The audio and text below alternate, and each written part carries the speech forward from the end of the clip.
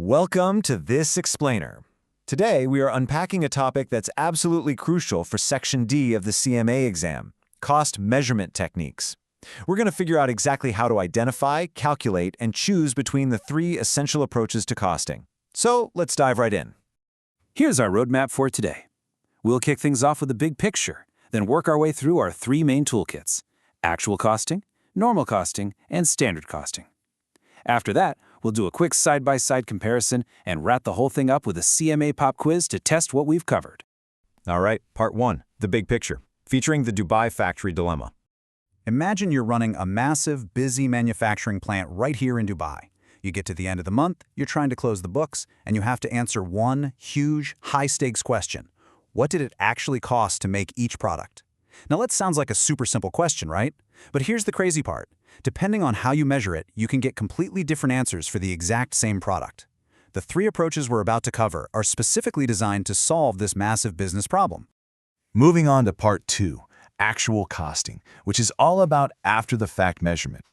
Let's start with the most literal approach of them all. By definition, actual costing uses the actual cost of direct materials, the actual cost of direct labor, and the actual overhead incurred. So every single component is based on absolute 100% reality.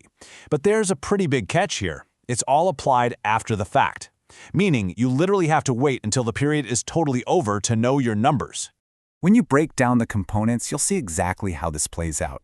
Direct materials and direct labor? Easy. You just use the actual costs. But look at overhead. You're taking your actual overhead rate and multiplying it by your actual activity. Because overhead costs, things like factory electricity or machine maintenance, fluctuate wildly depending on whether it's a slow month or a jam-packed busy month. Using actual overhead means your product costs are going to bounce all over the place from month to month.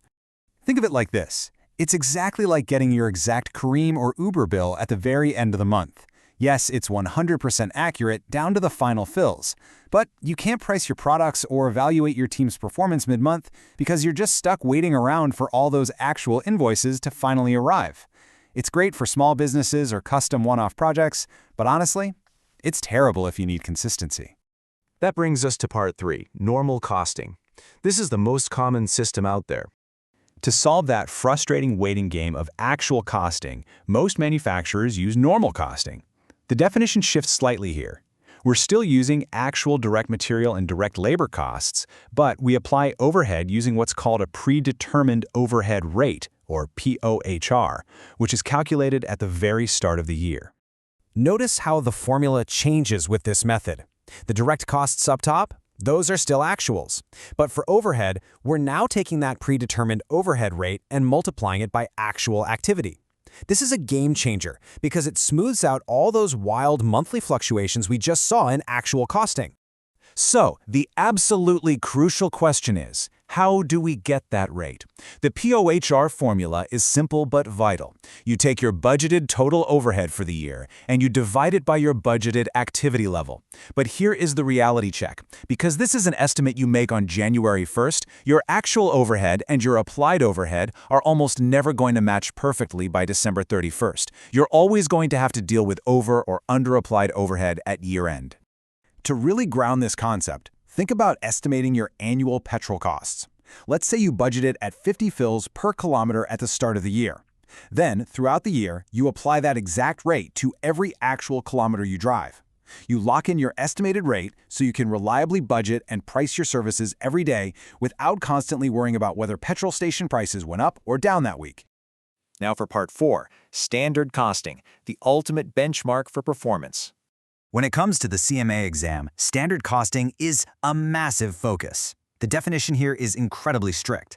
It uses standard, meaning budgeted costs for all three components: direct materials, direct labor, and overhead. Absolutely nothing is left to actuals in the core formula. Everything is completely predetermined. If we walk through the components now, you can see the complete transformation. Direct materials, that's standard price times standard quantity. Labor, standard rate times standard hours. Overhead, standard overhead rate times standard activity. You are now operating entirely in a planned, benchmarked reality. Let's look at how this works in the real world. Think about a McDonald's burger. It has a standard recipe, right? Exactly 90 grams of beef, 2 bun halves, a very specific squirt of ketchup. Every single burger is costed identically in their system, completely regardless of whether the actual market price of beef went up by 2 cents on a random Tuesday. And why do they do this? Because any deviation from that standard recipe, like say a worker using 100 grams of beef instead of 90, creates a variance. And variances allow management to spot and investigate inefficiencies immediately. All right, part 5, side-by-side comparison. Let's synthesize these techniques. Bringing all three methods together really lets you see how they stack up. Treat this as a mental screenshot for your studies.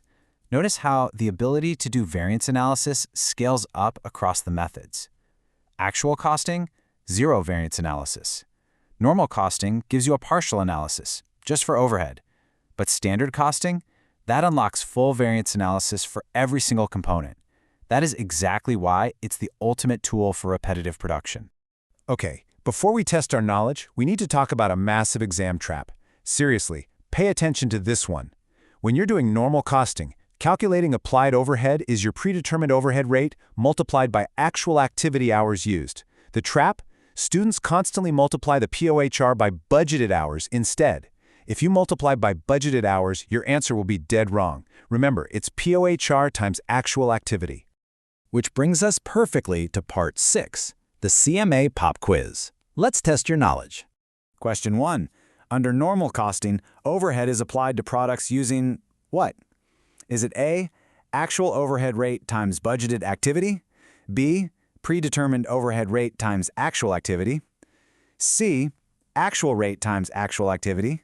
Or D, predetermined rate times budgeted activity? Take a second. Can you spot the right formula? And the correct answer is B, predetermined overhead rate times actual activity.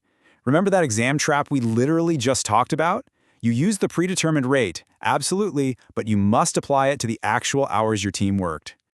Let's jump to another scenario, and this one is an absolute favorite on the exam. Question 4. Which costing technique provides the most useful information for performance evaluation through variance analysis?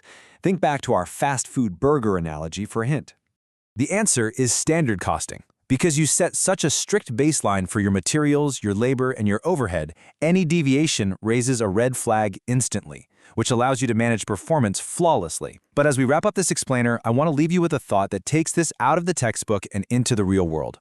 Look at your own projects or your own business. If you implemented standard costing tomorrow, what hidden inefficiencies do you think variance analysis would suddenly reveal in your operations?